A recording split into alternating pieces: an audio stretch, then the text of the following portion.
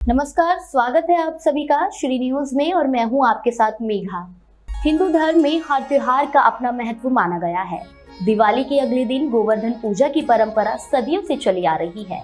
हर साल कार्तिक माह के शुक्ल पक्ष की प्रतिपदा तिथि को गोवर्धन पूजा की जाती है। इस दौरान घर के बाहर गोबर से गोवर्धन पर्वत बनाया जाता है और उसकी पूजा की जाती है। गोवर्धन पूजा में गायों की पूजा का भी विशेष महत्व है। इस दिन भगवान कृष्ण ने वृंदावन के लोगों को वर्षा देवता इंद्र के प्रकोप से बचाने के लिए एक दिव्य कार्य किया था। बचपन में श्री कृष्ण ने देवराज इंद्र का घमंड तोड़ने के लिए गोवर्धन पर्वत उंगली पर उठाकर मथुरा वासियों को बाढ़ से बचाया था। मान्यता है कि गोवर्धन पूजा से दुखों का नाश होता है और दुश्मन अपने छल कपट में कामयाब नहीं हो पाते हैं। यह गोवर्धन पर्वत आज भी मथुरा के वृंदावन इलाके में स्थित है। इस दिन ग्रामीण क्षेत्रों में खास तरीके से गोवर्धन भगवान की पूजा की जाती है। कुछ क्षेत्रों में इसको अन्नकूट के नाम से भी जाना जाता है। इस पूजा में लोग अन्नकूट का भोग लगाते हैं। इस दिन लोग पशुधन के साथ साथ खेती बाड़ी में भी खुशहाली की कामना गोवर्धन भगवान से करते हैं। तो चलिए अब जानते हैं विस्तार से कि गोवर्धन पूजा का हिंदू धर्म में क्या महत्व है। मान्यता है कि गोवर्धन पूजा से दुखों का नाश होता है और दुश्मन अपने छल कपट में कामयाब नहीं हो पाते हैं। यह गोवर्धन पर्वत आज भी मथुरा के वृंदावन इलाके में स्थित है। पौराणिक कथाओं के अनुसार पुलसत्य ऋषि मथुरा में श्री कृष्ण लीला से पहले ही गोवर्धन पर्वत को लाए थे।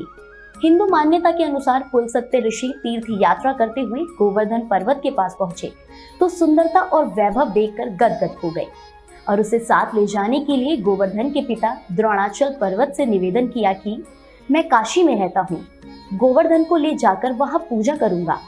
पुलसत्य ऋषि के निवेदन पर द्रोणाचल बेटे के लिए दुखी हुए, लेकिन गोवर्धन के मानने पर अनुमति दे दी। काशी जाने से पहले गोवर्धन ने पुलसत्य से आग्रह किया कि वह बहुत विशाल और भारी है, ऐसे में वह उसे काशी कैसे ले जाएंगे। तो पुलसत्य ऋषि ने तेज बल के जरिए हथेली पर रखकर ले जाने की बात कही। गोवर्धन ने कहा कि वह एक बार हथेली में आने के बाद जहां भी रखा जाएगा वहीं स्थापित हो जाएगा।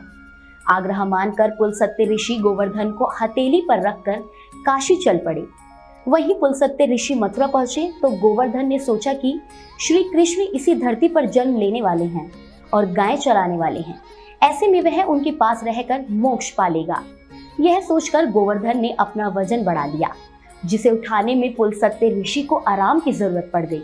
उन्होंने गोवर्धन पर्वत वहीं जमीन पर रख दिया और सो गए। पुलसत्य ऋषि जब जागे तो उन्होंने गोवर्धन पर्वत को चलने को कहा, मगर जब गोवर्धन ने अपनी शर्त याद दिलाई तो पुलसत्य ऋषि नाराज हो गए और उन्होंने गोवर्धन पर छल का आरोप लगाया और गुस्से में पुलसत्य ने गोवर्धन पर्वत को हर दिन मुट्ठी भर घटने का श्राप दे दिया। पुलसत्य ने कहा कि तुम्हारी ऊंचाई घटते घटते कल युग में तुम पूरे के पूरे पृथ्वी में समा जाओगे। कहा जाता है कि पुलसत्य ऋषि के श्राप के चलते गोवर्धन पर्वत की ऊंचाई 30,000 मीटर थी, जो करीब 30 मीटर बची है। पहले जानते हैं कि किस लिए लोग गोवर्धन की पूजा करते हैं, क्या विशेष महत्व है। गोवर्धन पर्वत की पूजा के पीछे भी धार्मिक कहानी प्रचलित है।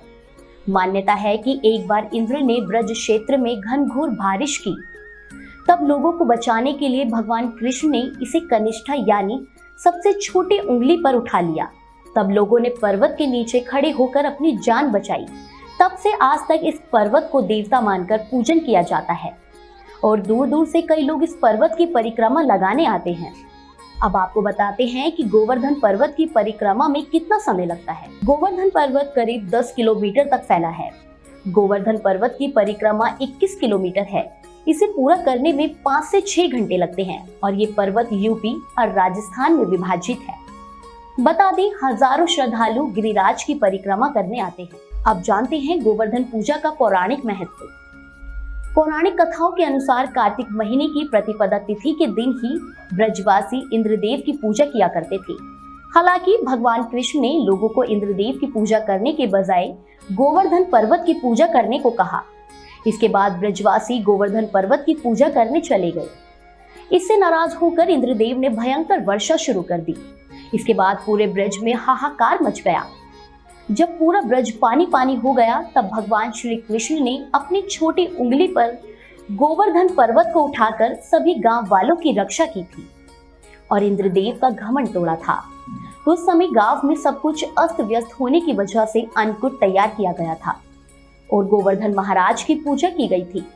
तभी से यह परंपरा चली आ रही है और लोग अपने परिवार और पशुधन में सुख, समृद्धि और बढ़ोतरी के लिए गोवर्धन महाराज की पूजा अर्चना करते हैं।